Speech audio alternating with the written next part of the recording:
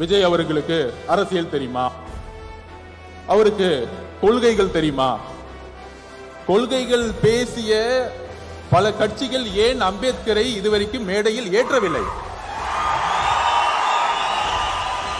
இன்றைக்கு இந்த புத்தக விழாவின் வெற்றி முதல் முறையாக அம்பேத்கருடைய நினைவு நாளை எல்லா அமைச்சர்களும் சென்று மாலையிட்டு புரட்சியாளர் அம்பேத்கர் என்று அமைச்சர்கள் கூறிக்கொண்டிருக்கிறார்கள்.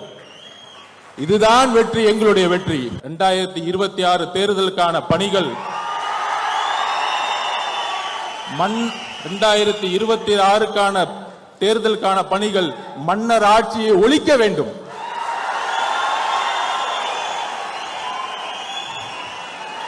பிறப்பால் பிறப்பால்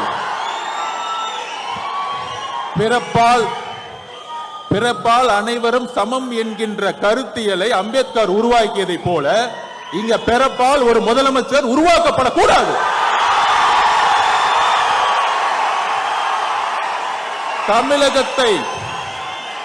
தமிழகத்தை ஆள வேண்டும் என்றால் ஒரு கருத்தியல் தலைவர் தான் ஆள வேண்டும்.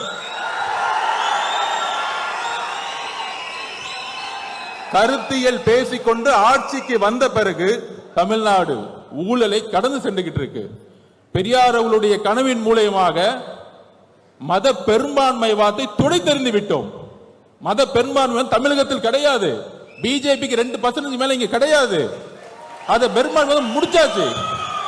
விஜய் அவர்களுக்கு அரசியல் தெரியுமா? அவருக்கு கொள்கைகள் தெரியுமா? கொள்கைகள் பேசிய பல கட்சிகள் ஏன் அம்பேத்கரை இதுவரைக்கும் மேடையில் ஏற்றவில்லை?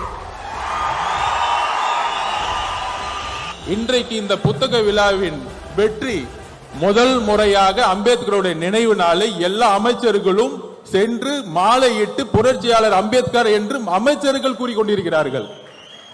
இதுதான் வெற்றி, எங்களுடைய வெற்றி. 2026 தேர்தலுக்கான பணிகள் 2026க்கான தேர்தலுக்கான பணிகள் மன்னர் ஆட்சியை ஒழிக்க வேண்டும்.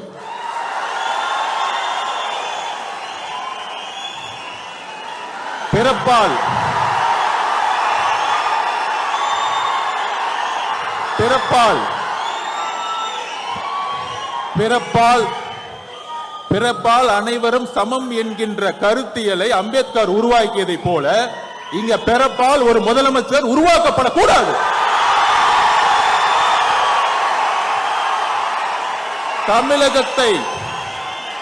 தமிழகத்தை ஆள வேண்டும் என்றால் ஒரு கருத்தியல் தலைவர் தான் ஆள வேண்டும். கருத்தியல் பேசிக்கொண்டு ஆட்சிக்கு வந்த பிறகு தமிழ்நாடு ஊழலை கடந்து சென்றுகிட்டு இருக்கு. பெரியார் அவர்களுடைய கனவின் மூலமாக மத பெரும்பான்மைவாதத்தை துடைத்தெறிந்து விட்டோம். மத பெரும்பான்மை தமிழகத்தில் கிடையாது. பிஜேபிக்கு 2% மேல இங்க கிடையாது. அதை பெரும்பான்மை முடிச்சாச்சு.